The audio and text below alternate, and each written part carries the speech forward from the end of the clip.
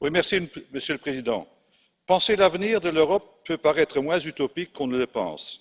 Altiero Spinelli l'a fait en pleine guerre et plus tard au début des années 80, en pleine crise économique et institutionnelle. Beaucoup de ces propositions ont été reprises entre-temps, soyons donc plus confiants. Ou pour le dire avec les mots de Churchill, le pessimiste est celui qui voit des difficultés dans chaque opportunité et l'optimiste est celui qui voit des opportunités dans chaque difficulté. Nous voulons garder l'euro, alors mettons en œuvre les politiques indispensables à sa consolidation.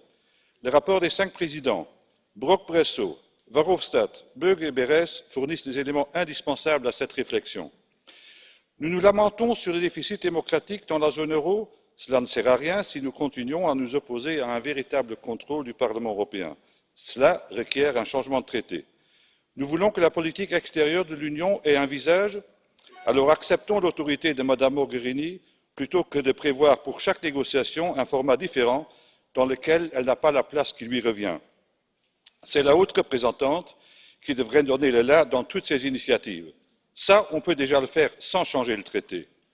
Nous constatons avec inquiétude la fragilité de certains États membres qui sont sur le point de tomber dans les mains des populistes. Alors, mettons le citoyen européen au centre de la construction européenne. À propos de citoyenneté européenne, c'est l'acquis le plus précieux de la construction européenne.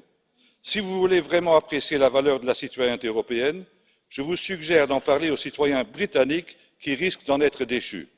C'est dans leurs témoignages que vous allez découvrir un attachement à nos valeurs, une ardeur qui ne vous laissera pas indifférent.